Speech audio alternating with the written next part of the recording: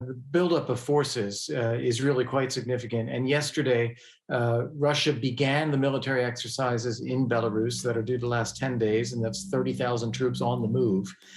They've also put fighter aircraft into Belarus, and they closed off large swathes of the Black Sea and closed off the Sea of Azov.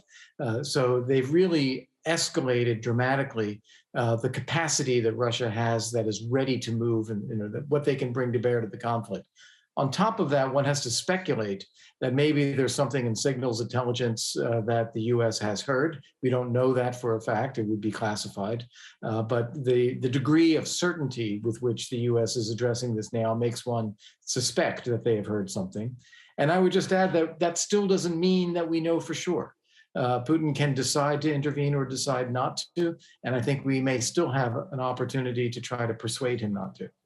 Yeah, what came across for me certainly was that real sense of urgency, especially when he said to American citizens, repeating that plea, you need to get out within the next 24 or 48 hours. And quite frankly, we won't rescue you if you choose to stay. And this evening, our Foreign Office here in the UK has said to British citizens as well that they should consider leaving.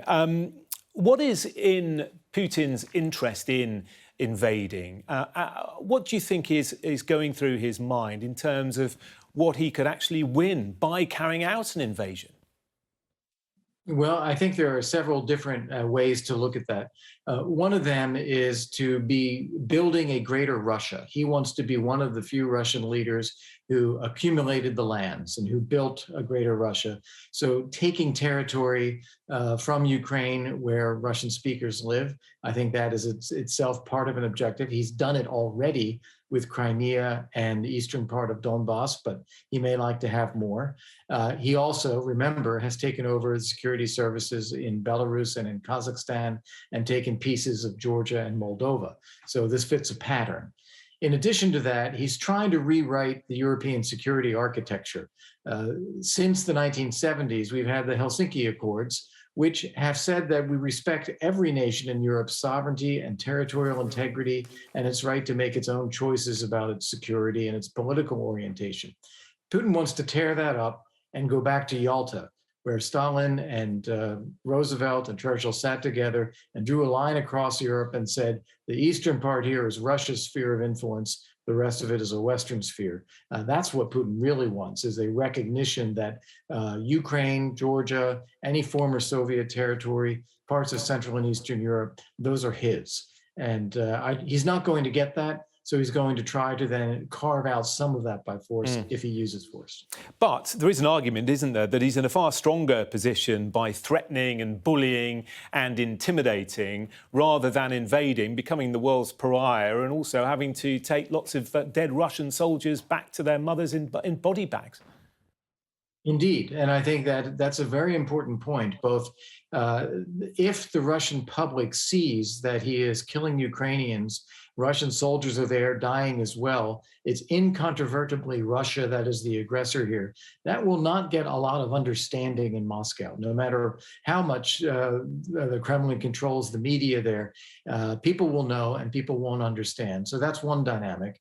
And the other is, you're exactly right. By building up the threats and making demands like this, he's already made some achievements here that he can walk away with. He's gotten all the world focused on him. He's had the U.S. Offer bilateral meetings and arms control, nuclear arms control, exercise and transparency and confidence building measures.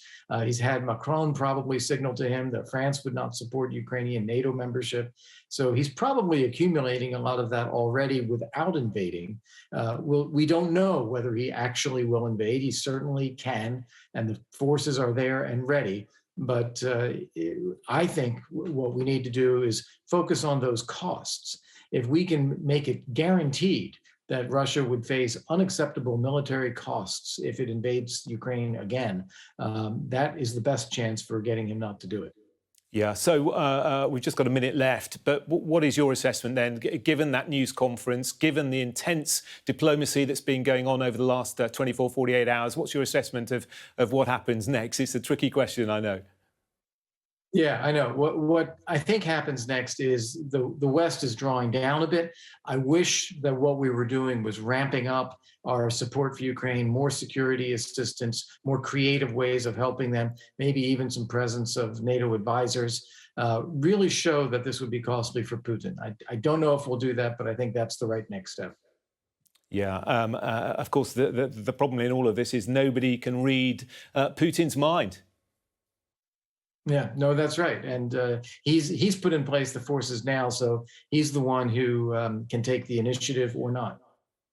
Okay, Kurt Volker, former United States permanent representative to NATO, also served as US Special Representative for Ukraine negotiations in 2017 and 2019. We appreciate your analysis. Thank you very much indeed for joining us.